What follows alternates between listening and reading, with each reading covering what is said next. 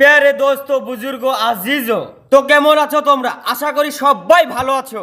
গত বৃহস্পতিবার গিয়েছিলাম আমরা একটা দোকানের ভিতরে শুট করতে। এই দোকানটার লোকেশন হচ্ছে মহেশপুরের মোড়ে। দোকানটার নাম হচ্ছে শান্তু ফার্নিচার। তো আপনারা দেখতে পাচ্ছেন যে আমরা সামাজিক শর্ট ফিল্ম কিভাবে তৈরি করে থাকি। আপনাদের কাছে অনুরোধ রইল যে স্কিপ না করে শেষ পর্যন্ত ভিডিওটা দেখতে থাকুন। তো এখানটায় খালিদ ভাই দেখিয়ে দিল কিভাবে ক্যামেরা অ্যাঙ্গেল নিতে হবে। ওইভাবেই আমাদের ক্যামেরাম্যান শাকিল দা ওইরকম ভাবেই ক্যামেরাটা শুট নিচ্ছে। তো 3-4টি শট ক্যান্সেল হওয়ার পর আমাদের ফাইনালি শাকিল দা শটটা নিতে পেরেছে। এটা খুবই আনন্দের বিষয়, এর জন্য ছোট্ট করে হাততালি হয়ে যাক।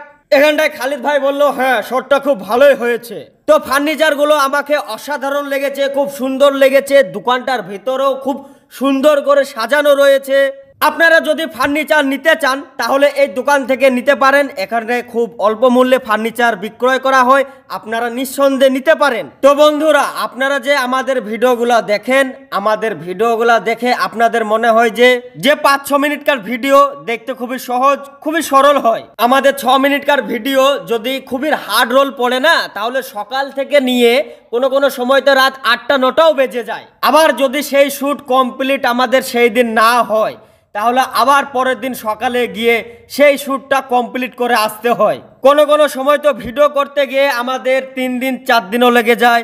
এবার তার ভিডিও এডিটিং আছে, ডাবিং আছে, মিউজিক এডিটিং আছে, এবার তার থাম্বনেল আছে, কালার গ্রেডিং আছে, তার হেডা বেডা বহুত কিছু আছে বন্ধুরা।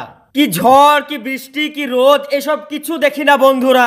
শুধু আপনাদের ভালোবাসার জন্য বন্ধুরা আমরা ভিডিও বানাতে থাকি এবং তা আপনাদেরকে আমরা দেখাতে থাকি। তো এখানটায় খালিদ ভাই আমাদের ক্যামেরাম্যান শাকিল দাকে বলছিল যে ইমরানের ডায়লগ আছে, ওর মুখটাই ফোকাস নিতে। তো আমিও ইমরানকে এদিক ওদিক করে দিচ্ছিলাম, যেহেতু ইমরানের ডায়লগ ছিল তাও ক্যামেরাতে ভালো করে আসছিল না। এখানটায় খালিদ ভাই এসে ভালো করে ইমরানকে দাঁড়িয়ে দেয় এবং শটটা নিতে থাকে। প্যারে দোস্ত বুজুর্গ আজিজো, তো আপনারা তো দেখতেই পারছেন যে 5 সেকেন্ডকার শট নিতে গিয়ে আমাদের কতটা সময় লাগে। তাহলে কেন বন্ধুরা আমাদের 6 মিনিটকার ভিডিও বানাতে গিয়ে 3 দিন লাগবে না? আপনারাই তো দেখতে পাচ্ছেন যে একটা শট নিতে গিয়ে কতটা সময় লাগছে। তাও তো বন্ধুরা আমরা শ্যুটটা করেছি দোকানের ভিতরে, এর কারণে শ্যুটটা করতে গিয়ে আমাদের বেশি সময় লাগেনি। এই শ্যুটটা যদি আবার কোনো মোড়ে হতো বা কোনো ফাঁকা রাস্তায় হতো বন্ধুরা, তাহলে মানে এত পরিমাণে রোদ পড়তো, এই শ্যুটটা তো ওই দিন আমরা কমপ্লিট করতে পারতাম না।